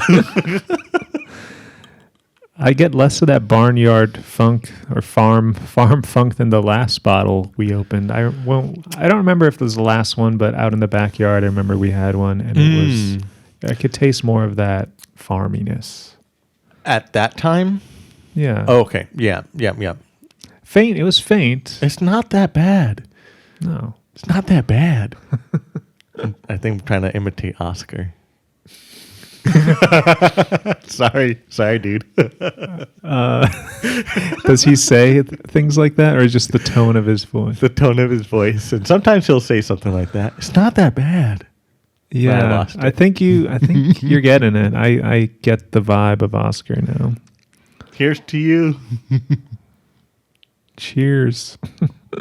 We tend to drink too much on the Oddcast because Oscar always brings over like a 6-pack and we just pound the beers. Yeah. And you did too, but we're not going to drink all those. No, but I have nobody else to drink the Orval with. You're my Orval guy. So I'm happy to share this 2018 vintage with you. Thank you. Oh, yeah. Does that because Rachel doesn't like beer or Orval? No, she doesn't drink beer pretty much at all. Even if it's like a super mellow, fruity beer, if it has any sort of beer undertone, not a fan. But ciders and mixed drinks, those are all good fun. Is beer gluten? Being a medical person, I should know. Yes, it has gluten in it. Oh, so you saying you're a medical person reminded me. We haven't even said that in the podcast. Now, we don't have to, but I have a medical question for you. I'm a little nervous. Okay, do we need to make an office appointment here? I hope not. Do you need to drop trouser? No, it's all above the collar. I've been getting these weird bald patches in my neck. Oh no. I have one here and here. Have you ever seen or heard of anything like that? Yeah. Not usually on the beard, but it could be a couple of things. I don't think it's alopecia areata, which is like patches of hair loss. It's usually on the head. Guess it could happen on the face, but that's pretty unusual. But it could also be like a little bit of a little infection. I don't know if you have like a little bit of a skin infection going on or not. I'll have to take a closer look and maybe off camera. Yeah. I'm probably going to cut this out too because I don't want my mom to see this and like worry that something's wrong with me. Yeah, you might want to cut it out. But, well, I'll tell you the full story. This one appeared and was like totally hairless for a while, and then a few weeks have gone by and I see little baby hairs coming back in it, so I feel like it's slowly refilling. Did you have any bumps or a ring or anything like that? No, it was the weirdest thing. They were just suddenly like a chunk missing from my beard. This one first, and then this one appeared a little later, and this one's kind of bigger. Like ringworm? It's just a fungal infection. Why is this is there a cure? Yes, there's a cure. I mean, do I need treatment or will it go away on its own? It can go away on its own, but usually you want like an antifungal, either topical or if it's persistent enough or severe enough, you could use an oral medication. I can't really see it from here, so I have to. Oh gosh. I mean, this one is kind of covered with my other beard hair. This one is a clear, like, circle. Mm-hmm. Did you have any, like, rough patch? Like eczema? Like atopic dermatitis? No, it was just no redness or... No itching? No. Medical people will tell you that maybe there was, like, a sensor screen here, and then, like, we're jumping into this part. But... Medical people will tell you that derm stuff is like reading runes. It's like hard to figure out exactly what it is, but we know what it isn't, and we know what it could be, but it's just like it's a guessing game. And even dermatologists will tell you it's kind of a guessing game. So you kind of have to try something and then just see where it goes. Is it going to get better? Is it going to go away? Oftentimes things go away on their own. So we could, even wait and see. That's medical advice. Wait and see. So it's kind of where I've been at, because like I said, I do see like new hair starting to come back up where it was totally hairless, and that freaked me out. But I guess I'll wait. I'll wait and see. Wait and see. Yeah. Well, thank you for doing your job off duty and not letting me ask you for advice. Yeah. The checks or the bills in the mail. I'm kidding. I mean, do you feel like that when like you go see family and friends and people ask you often for medical advice? Yeah, it happens. It happens a good amount. Not like my extended family, not so much. We have a pharmacist in the family. Is that your cousin? That's my cousin. Yeah, Don? Cousin Don. Yeah. So sometimes, especially when grandma was around, we would have input and try to clear things up and all of that. But yeah, I think more my immediate family, like my parents, I try to stay on top of things and try to make sure that, I'm in the loop, and they always ask questions too and try to clear things up. Mm-hmm. But yeah, I don't mind it. I like when people ask me questions, and I like trying to help. I mean, that's why I'm a PA, by the way, physician assistant. So that's why I went into the profession, because I enjoy it. So I still enjoy it. So not jaded yet. It'd be great if every person in the world had that. Anyone who works in like a service oriented industry had that kind of drive to just always go above and beyond to help their client, whoever they're serving. But I don't think it's very common. No, it's kind of sad, because you can worry about everything, and I definitely worry. I have stressors in my life. I have things that give me stress and make me stressed, and it's not easy. But the little joys that I can win and keep for myself are kind of like that warm embrace that just kind of makes you feel like, oh, this is fun, this is enjoyable. You mentioned stresses in your life. Do you have, I guess the word I was thinking was anxiety about your job, like doing the right thing, recommending the right treatment, or like this? Because for me, I compare this to my job teaching, that I feel like at its core, I find fulfillment and like joy in helping people in that way. But there's a lot of anxiety that kind of is wrapped around it that can make it hard to actually enjoy doing the work. Like, even if it's just being anxious of saying something dumb and making a fool of myself. I feel like seeing patients, I would be so racked with anxiety of like making a mistake or just not knowing the right thing or right. Yeah. Do you deal with anxiety at work? Of course. Yeah. Especially when you start and you're not as experienced, and you're kind of on that front line of making sure that things are not missed. So that's definitely anxiety inducing, but you have to also identify in yourself. And this is where people go from like being a really good provider, a good physician or PA, to kind of a dangerous one, or one that is not good for the patient, is identifying what you don't know. Like identifying in yourself the things that you can admit to yourself that, I don't know everything there is to know about this particular thing. I'm going to follow up on this. I'm going to use a resource. I'm going to send you to somebody who knows more than I do. And maybe in your situation, other instruction that they get, because you're not their only teacher, right?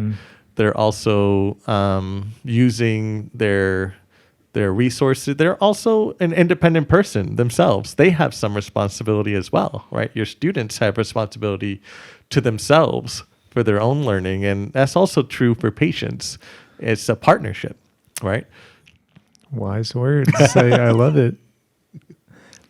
I'm curious how you even see the human body with regards to your job, like an ailment. It's so abstract. Like you were just trying to tell me, it's like a guessing game to figure out what's wrong with something dermatological. But like I feel like anything with the body, it could be so many causes. And if you're just looking at symptoms, it's like every patient must be like a different puzzle or a like riddle to solve. And right.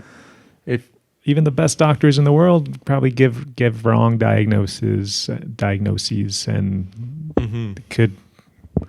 there's real consequences for those kind of mistakes. But what can you do if you don't have all the information, or the information is misleading?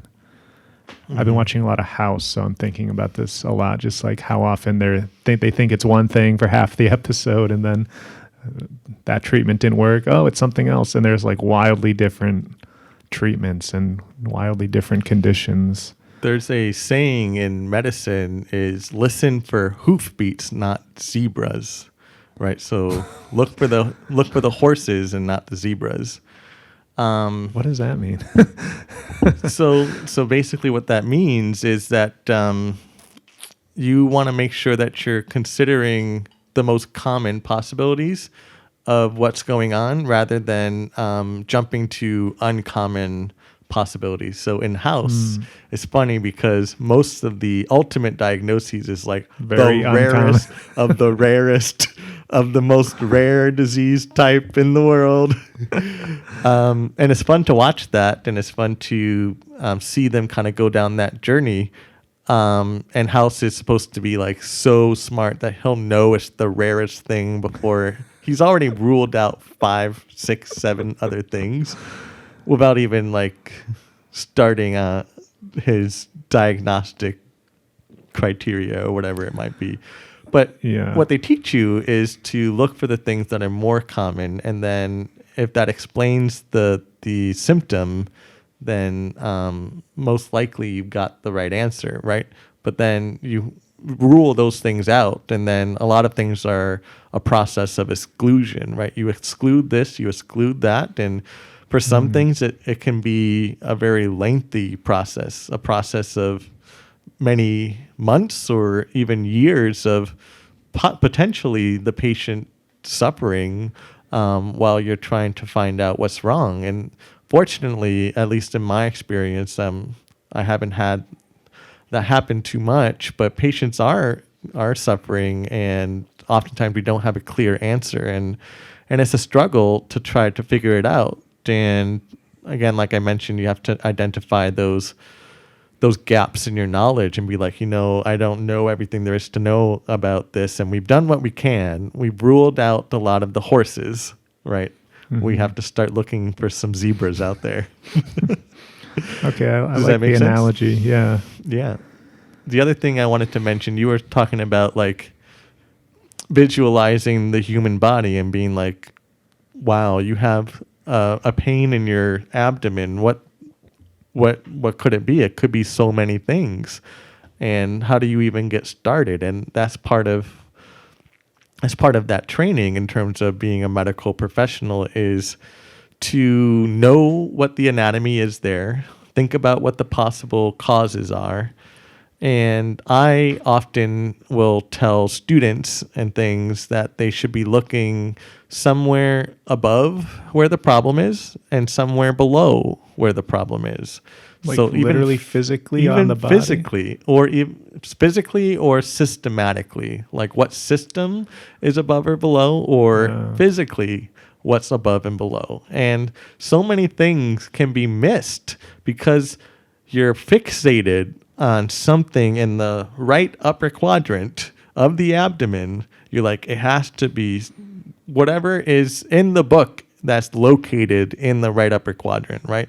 It's got to be the gallbladder. It's got to be the liver. It's got to be the colon. It's got to be a muscle. It's got to be skin, something, right? But you don't think about, well, what if it actually is in the lung? Or what if it's the diaphragm? Or what if it's the ovary? Or, something that you're damn not, ovaries are acting up.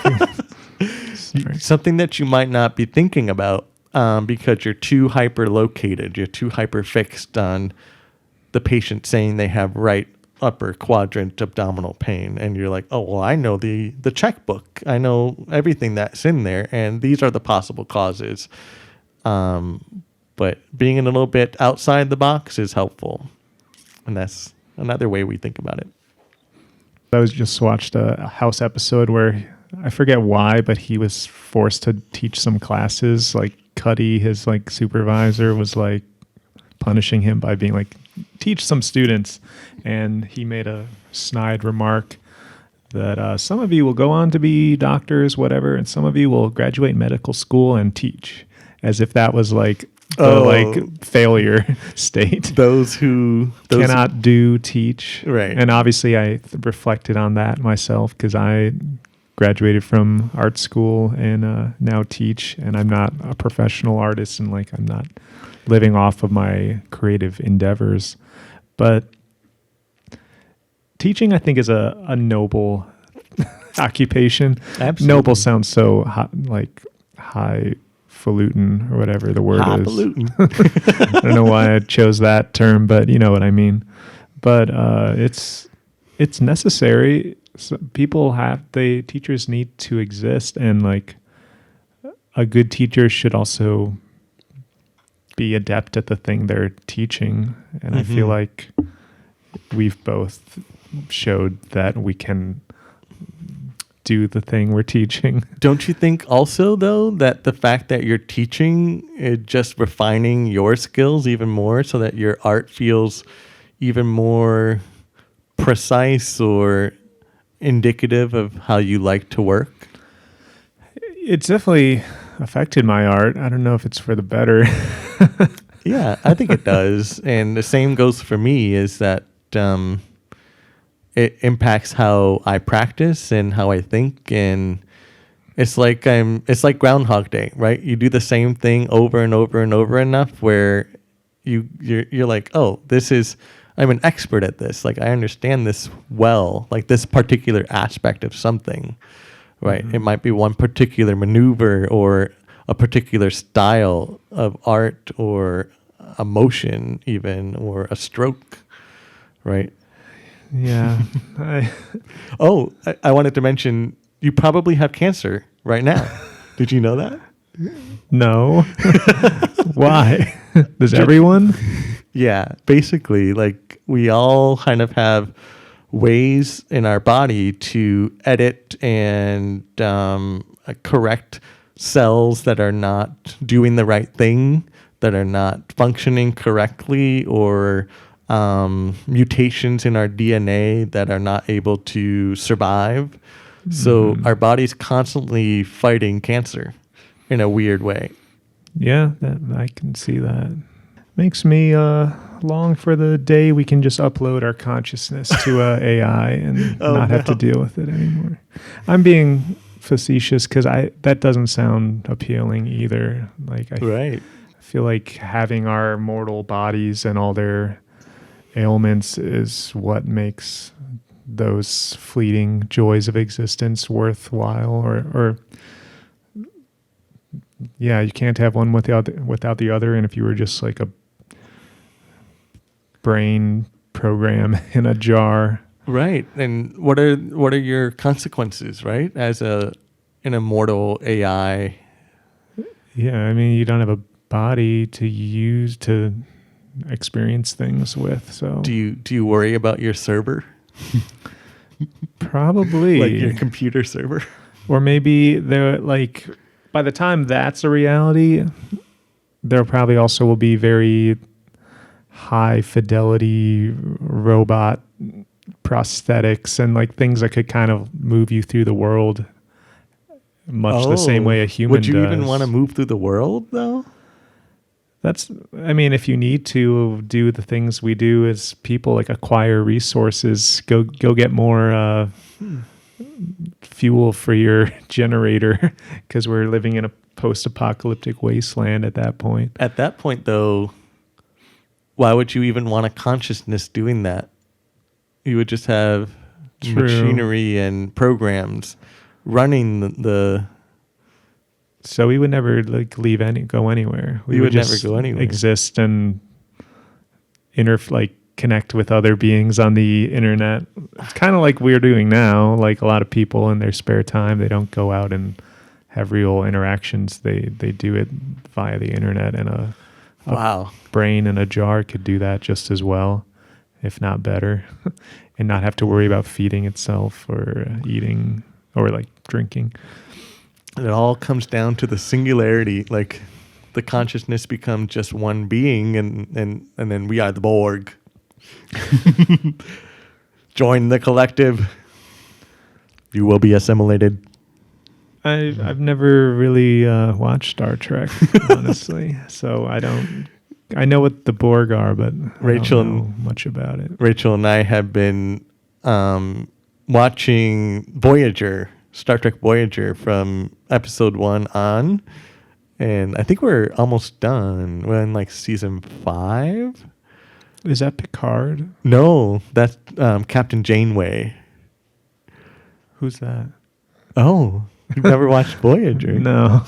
She's the only female captain that stars in a major Star Trek franchise. What years is Voyager? This is after Next Generation. This is in 94, 95, 96. Okay. Wow. Before the Scott Bakula Enterprise. I don't know what that means. You know Scott Bakula, the actor? No. I think I have the name right. Quantum Leap? I don't know what that is either. Is that a movie? No. Is Quantum that a Star Leap Trek was an thing? old show, an old TV show. Yeah, that's one area of sci-fi that never interested me. Oh yeah, I was always a Star Wars kid growing up, not a Star Trek. Me too, actually. But I think I would kind of be into the original series only, younger in terms of Star Trek, and then kind of started getting into Next Generation, and I kind of like that. And then I think probably now my favorite series is Voyager of all of the Star Treks. Nice. Pretty cool. I'm letting my inner nerd flag fly. It's okay. Everyone's a nerd these days. Everyone's got their little corner of pop culture that they obsess over. I don't know what mine is.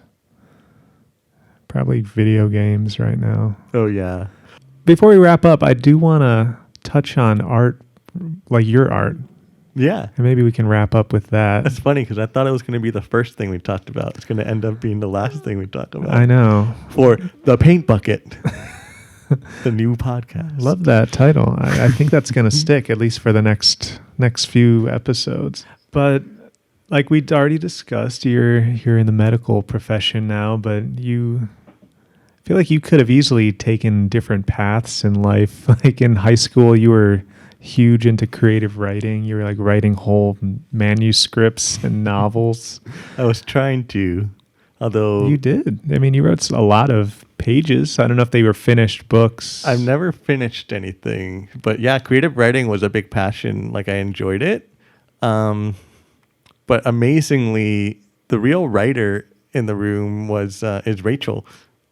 Oh. Like her writing is fantastic. Oh man, And I want to read some. I know. Like I'm excited for like if she ever wants to release something or at least do something with her writing. But her writing is super good. Nice. And she's been doing it for a really long time and really really cool. But yeah. Does she write like fiction or nonfiction? Fiction, wow. yeah. Yeah, you should push her to release some of it somehow. I know like finding a real publisher is probably really hard, but what do you need a real publisher for these days? What are you going to do with that?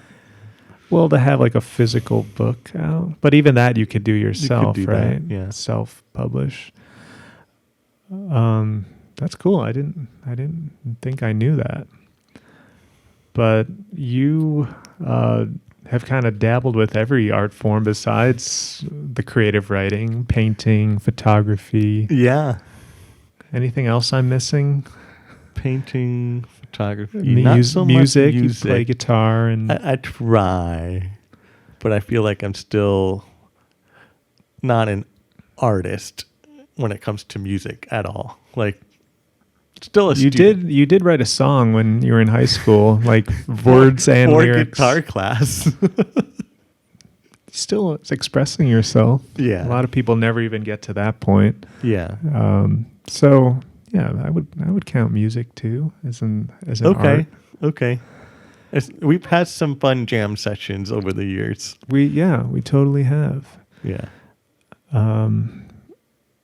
But I guess I was just curious where that impulse comes from. Do you still have it? I know you still paint from time to time. Mm-hmm. And I'm sure, do you still do film photography ever? So I made a deal with myself that I have a bunch of rolls of film that I need to develop. And I've been dragging my feet, and I promised myself I wouldn't shoot any more film until I developed those rolls. And you want to do them yourself? Or do you want to... I developed my rolls myself. At that community darkroom place? Or do you have another way? To develop the film, I just do it at home in like a dark bag. Whoa. Mm-hmm. Okay. But to do, to print film, meaning like in a dark room and not like on a printer, not a computer printer or photo printer, but using a dark room and chemicals and light, that does require something like I was using when we had our art gallery site Red. I used the Chicago Community Darkroom to make some works. But yeah, I mean that part is a whole different like side of photography, and then shooting and developing film is like the front half. So there's like a front half and a back half of photography, and both are like super fun in their own rights and their own art forms in their own rights too. Okay. And the paper, kind of how I imagined it. I know I've been with you when you did that one photo at the darkroom, but I've never done it myself, so I don't have a clear memory of how it works. I'll insert photo here. oh sweet. So it was the meat, right? It's like a pork shoulder, yeah. Yeah. Then what were the other two elements? The other element was the mattress. Okay. And then the moon. I tried to take a picture of the sky, the modeling moon. And you wrote a whole like heart-wrenching poem to go along with it. Yeah. Is it true that, do you feel like people make their best art through their like personal traumas or depression or sadness? I don't know how to describe it. Yeah, I do think that there's something to that. It's like what you were saying about Billy Corgan earlier. His life is just like cozy and comfortable now. His music is kind of generic and boring. When he was a struggling artist in the early 90s, it was a lot more, there was passion in it and maybe more heartbreak and anger and all these intense emotions. So yeah, those are some of the greatest drivers of art. I don't think it always has to be. Right. No absolutes. Right. But what's a great piece of art that's just purely happy? I don't know. That would be kind of like saccharine and uninteresting. I think there has to be a little bit of humanity and like pain in it. That would be fun to try to find the most joyful painting Bob Ross, Happy Little Trees. Although there's trauma and tragedy in that too. Why? Because Bob Ross basically killed himself with paint solvents, like through his painting technique. Maybe. I don't know. I don't know. Even the Bob Ross story has some twists and turns, and it's not all right. happy-go-lucky. And that the even more saccharine painter, Thomas Kincaid, he was like a barbiturate addict or some kind of addict, and just seemed to have some demons he was battling. I didn't know that. Norman Rockwell? I don't know much about his personal life. He seems like a pretty well-adjusted guy. Yeah. But he has some paintings that are about unsavory subjects, like all good artists, I think. Mm-hmm.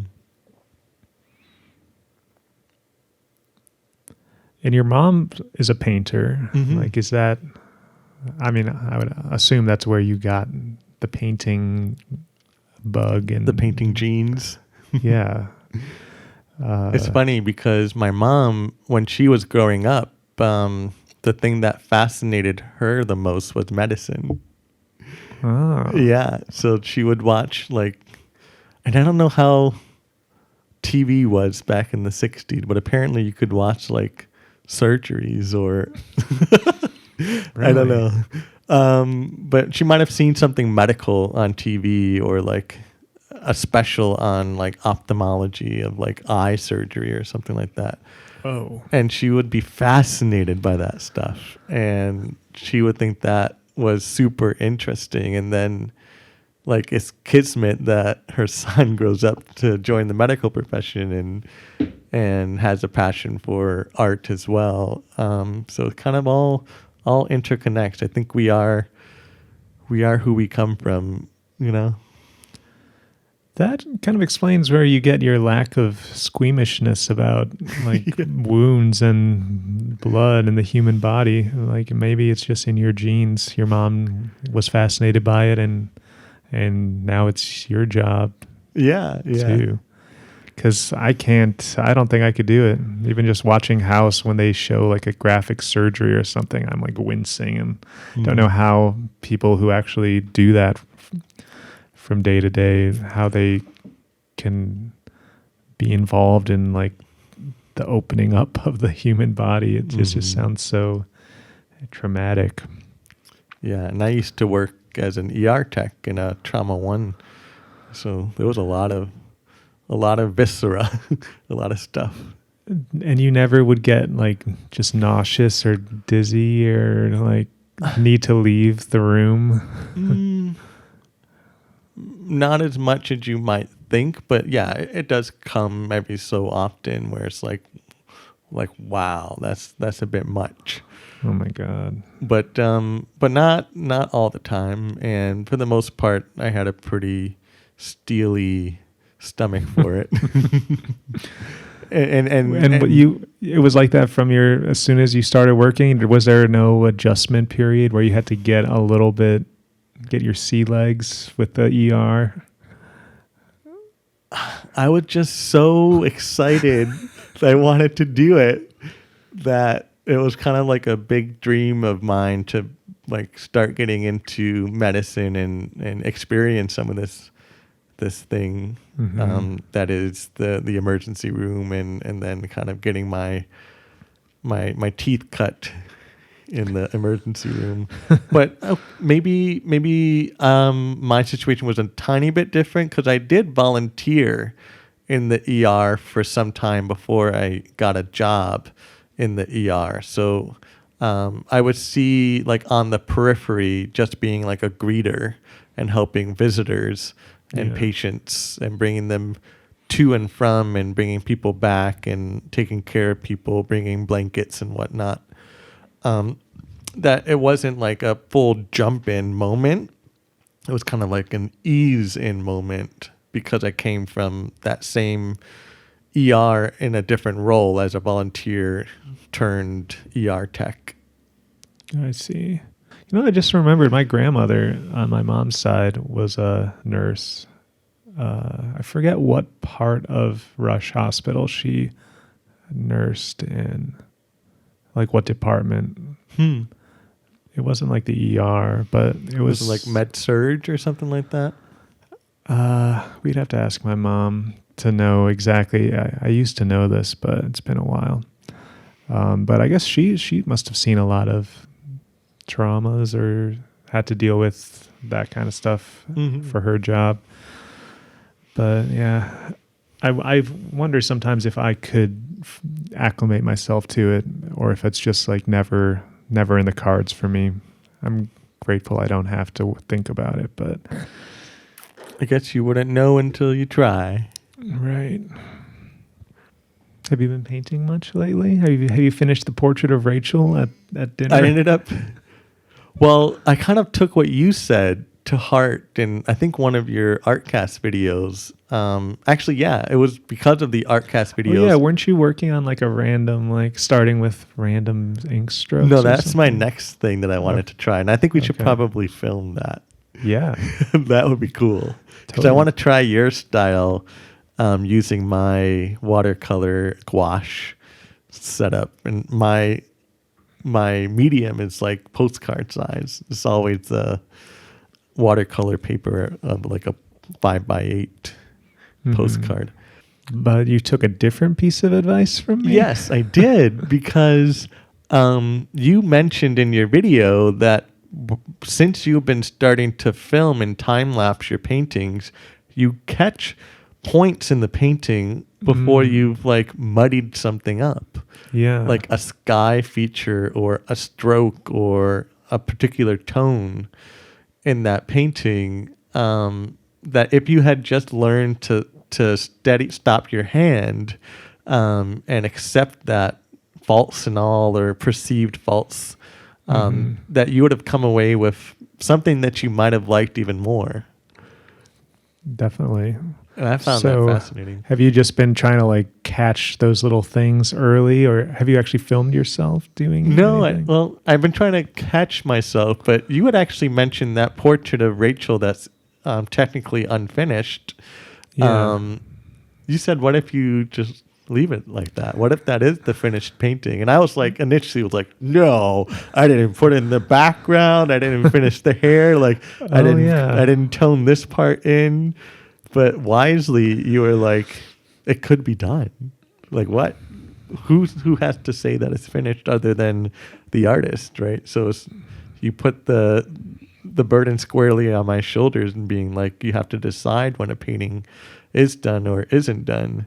Mm-hmm. So I thought that was fascinating. So I think I'm kind of trying to get myself to that point with that particular painting in terms of accepting if I'm ever going to touch it again or not. But I ended up doing an entirely different painting of Rachel. That was my latest painting that I did.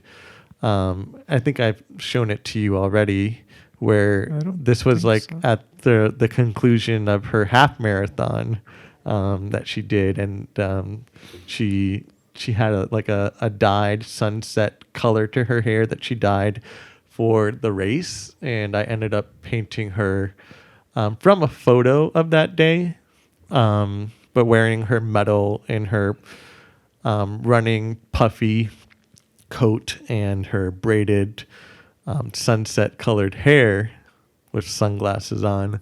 And wow. I did that portrait to completion, and I was nervous to get it started, but sometimes you just have to kind of wait for that inspiration to strike, and I was like really excited for her and kind of wanted to express that somehow, and it was a perfect medium to just try to like capture that.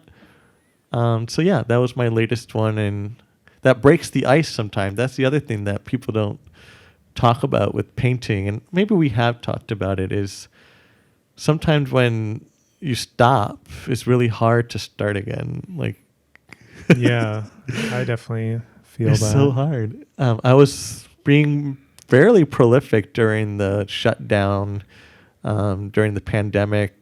And it felt so easy to pick up the brush and just start painting. Yeah. And then once you get to some sort of either a mental block or just something in your schedule or in your time, it's almost like it's an anxiety to start a painting, to know that you don't know what's going to happen on the canvas or on the paper. And it's like, what if I mess up? But what does it matter?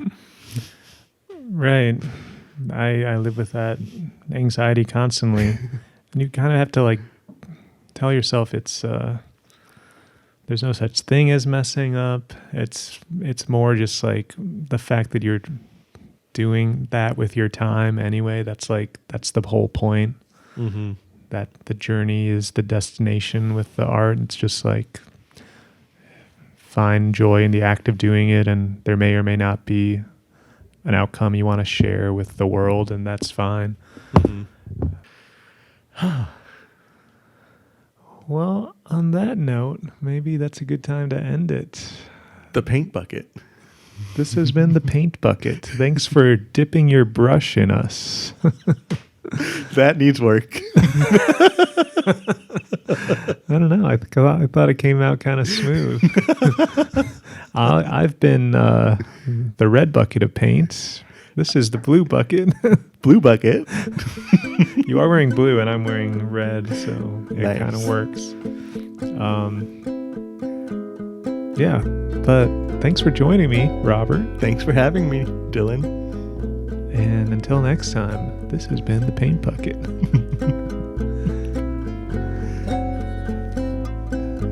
Well, that's still recording. I'm a little nervous that the camera's ran out of space. Oh no, it's still going. 3 hours and 15 minutes. Oh my God.